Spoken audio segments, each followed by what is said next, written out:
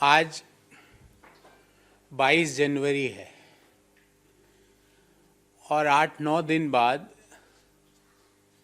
मोदी सरकार का इस कार्यकाल का अंतिम बजट प्रस्तुत होने वाला है। क्या उस बजट में इश्यूज हैं, हम विस्तार से उनके बारे में समय समय पर अपनी बात करते आए हैं, पर आज जो इश्यू हम आपके सामने लेके आए हैं वो देश पर कर्ज की स्थिति, द डेट ऑन इंडिया।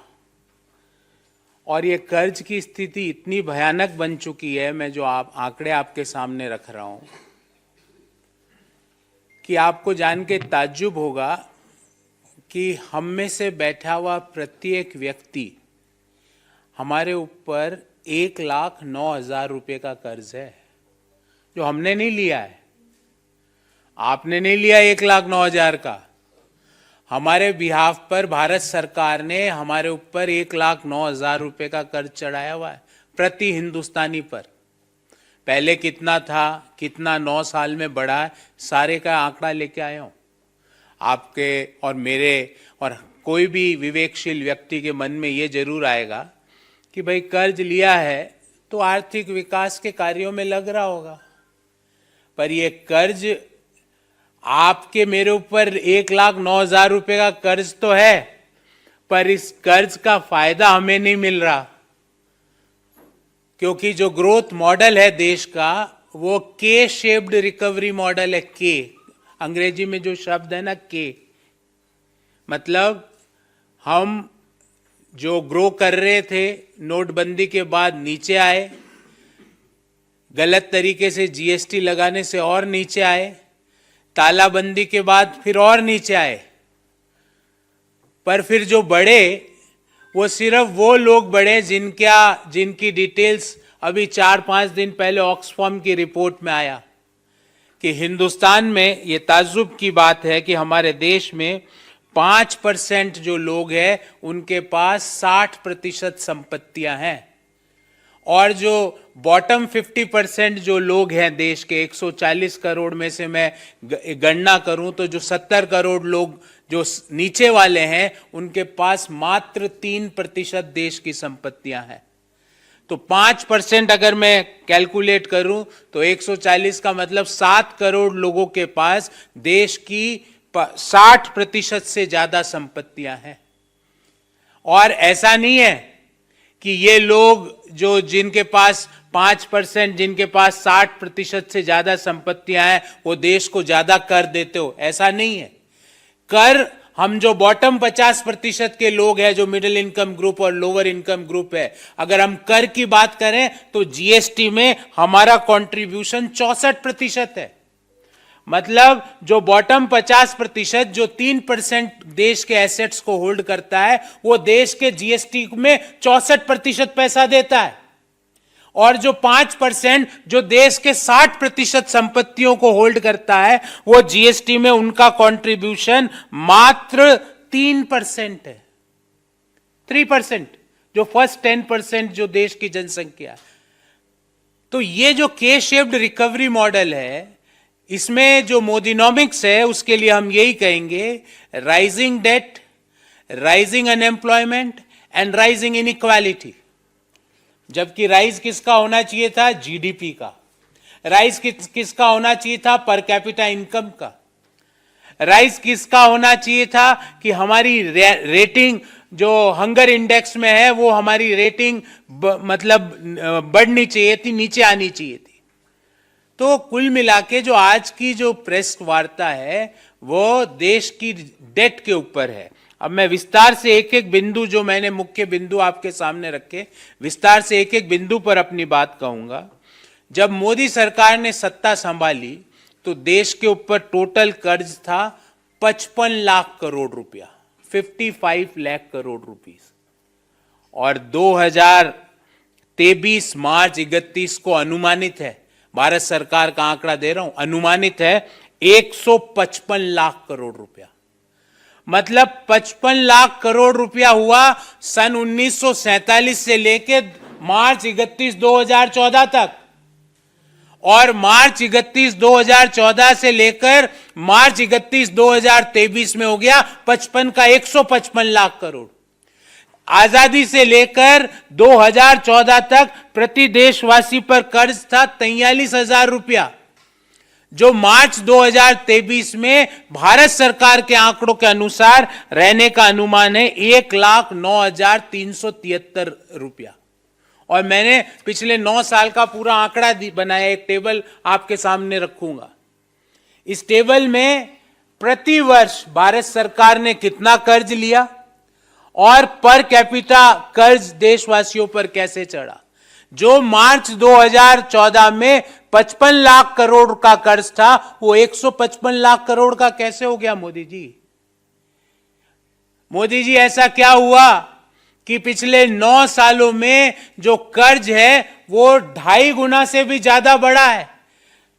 43,124 से रुपये से बढ़कर 1,09,373 रुपया।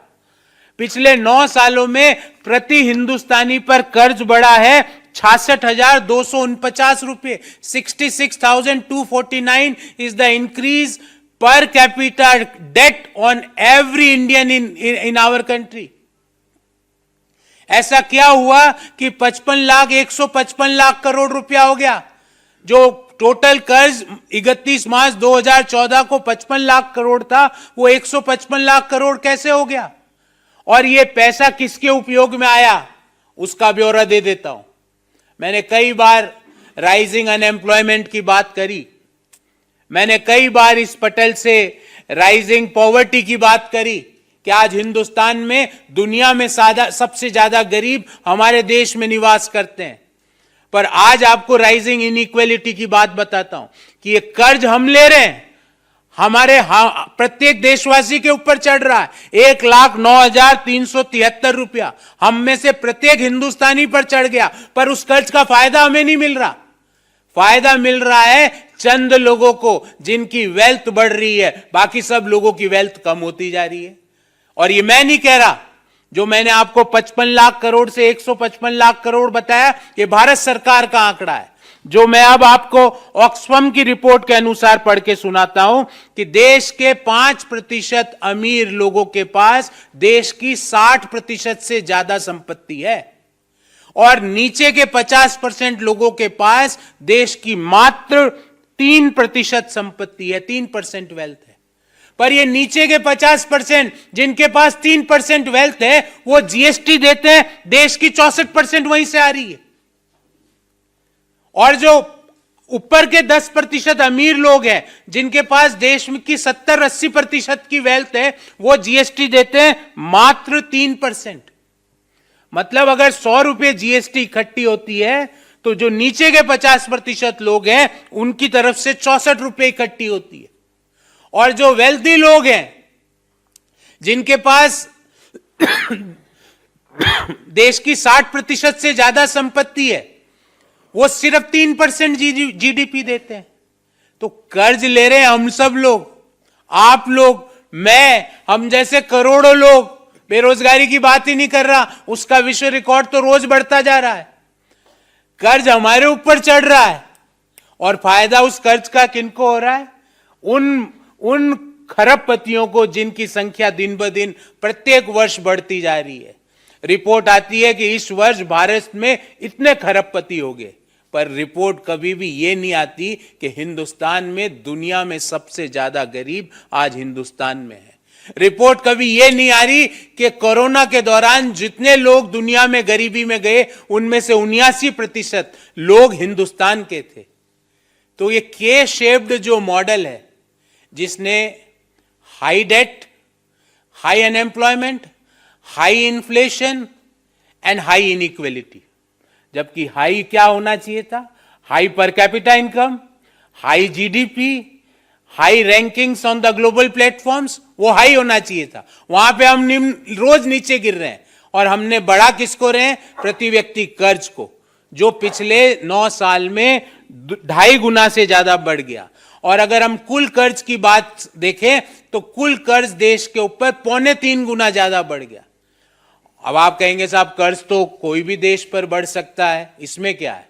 उसका भी अध्ययन करके आपके सामने लाया हूं कि अगर हम हमारा कंपैरिजन हम जैसे इमर्जिंग इकोनॉमीज से करें, हमारा जीडीपी के अनुपात में हमारा कर्ज है 83%, 83% debt as a percentage of GDP.